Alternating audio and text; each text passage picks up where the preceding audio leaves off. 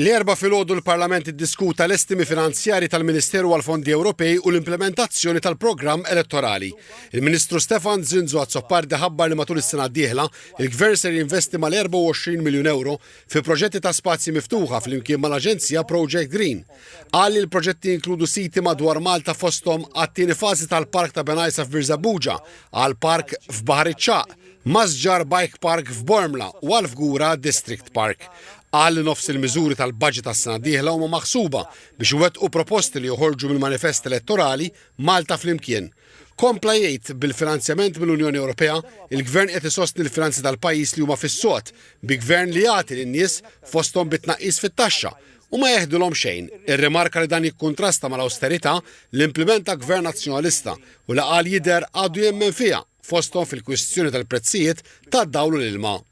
Fid-dibattitu x-Shadow Minister għall-Fondi Ewropej, Graham Bencini, appella lill-Gvern biex jamministra l-fondi pubbliċi b'aktar għaqal u b'viżjoni fit-tul għaliex qal li fil-waqt li ser tiżdied in-nefqa rikurrenti biex insostnu l-operat ta' kuljum ser tonqos in-nefqa kapitali li tiggarantixxi l-ġejjini tal-pajjiż. Graham Bencini qal li Malta waqgħet lura fl-użu ta' fondi fi programmi bħal fondi ta' koeżjoni, il-fondi mill-Faċilità ta' Rkupru u Reżiljenza u l-fondi reġjonali u ta' żvilupp li RDF. Sejjaħ dan bħala opportunità mitlufa għal Malta li għandha fondi disponibbli u mhijiex tużhom.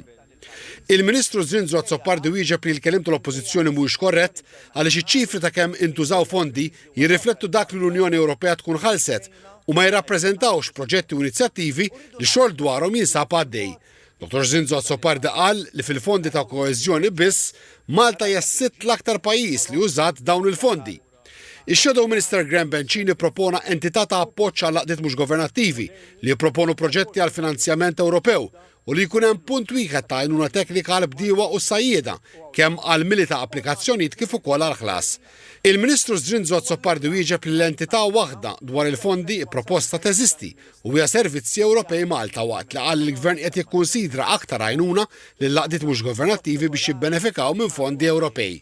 Il-Ministru Zinzo Azzopardi qal li bħalissa huwa żmien interessanti għaliex filwaqt il-fokus huwa infiq tajjeb tal-akbar somma li nkisbet fondi mill-Unjoni Ewropea, bdew id-diskussjonijiet fuq il-budget li jmiss għas-snin 2028-2034.